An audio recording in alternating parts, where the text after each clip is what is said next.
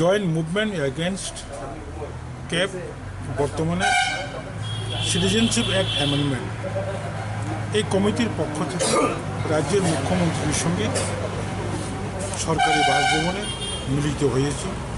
মূলত কারণ হচ্ছে গত 11 তারিখ আমাদের অনির্দিষ্টকালের যে ত্রিপুরা বন, এই কর্মসূচিতে অংশগ্রহণ করতে আসা তুলসিন্দুরাই বাজার এলাকার সদ্য করকরি স্বর্গীয় মন্ত্রীলাল কাইপেংয়ের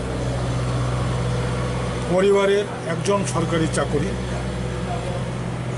উপযুক্ত আর্থিক সাহায্য এবং দোষীদের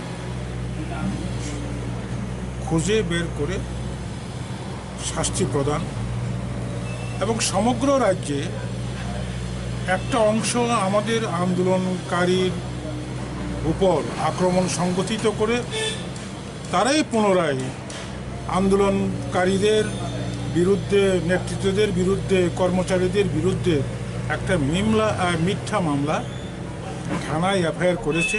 এই মিথ্যা মামলাগুলো প্রত্যাহার করতে হবে।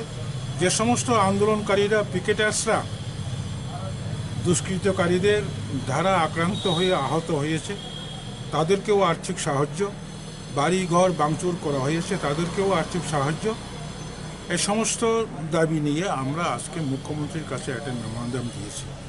মুখ্যমন্ত্রী বললেন সব কিছু উনি খোঁজখবর নিচ্ছেন, সব কিছুর ব্যাপারে সম্পূর্ণ তদন্ত করে খবরাখবর সংগ্রহ করে উনি উপযুক্ত ব্যবস্থা নেবেন এবং স্পেশালি মন্ত্রীলাল কাইপেংয়ের পরিবারকে একটা সরকারি চাকরি দেওয়ার আশ্বাস দিয়েছেন এবং ইতিমধ্যে সরকার 5 লক্ষ টাকারও একটা আর্থিক সাহায্য দিয়েছেন খুব সম্ভবত উনি বলেছেন।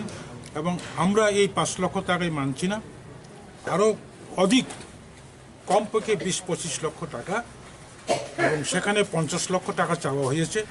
আমরা অধিক আর্থিক সাহায্য দেওয়ার জন্য আবেদন জানাচ্ছি। এখন মুখ্যমন্ত্রী কী সিদ্ধান্ত নেই সেটাই দেখা। এবং পাশাপাশি আমরা এও বলেছি আমাদের আন্দোলনের দ্বারা ত্রিপুরা রাজ্যে আইনশৃঙ্খলা বিঘ্নিত হবে না। আমরা কঠোর প্রচেষ্টা করে আন্দোলনকারীদের, পিকেটার্সদের বুঝিয়ে সুঝিয়ে শান্তিপ্রিয় আন্দোলন সংগঠিত করতেছিলাম এবং ইতিমধ্যে আমাদের স্বরাষ্ট্রমন্ত্রীর সঙ্গে বৈঠকও হয়ে গেছে। এই বৈঠক থেকে একটা মৌখিক আমাদের কাছে আশ্বাস দিয়েছিল আমরা আগামী কিছুদিনের মধ্যে একটা মেমোরান্ডাম আকারে মাননীয় স্বরাষ্ট্রমন্ত্রীর সঙ্গে বৈঠক করে একটা ফয়সলা করার একটা উদ্যোগ চলছে, যার জন্য আমাদের আন্দোলন এখন স্থগিত রয়েছে। আমাদের দাবি এটাই থাকবে, ত্রিপুরা রাজ্যকে সিটিজেনশিপ অ্যাক্ট অ্যামেন্ডমেন্ট থেকে বাদ দিতে হবে। এটি হলো আমাদের মূল দাবি। Thank you sir. আজকে কি দেখা হলো চিফ মিনিস্টারের সঙ্গে, কি কথা হলো আপনাদের? না, আমরা আজকে চিফম্যানের সাথে দেখা হচ্ছে।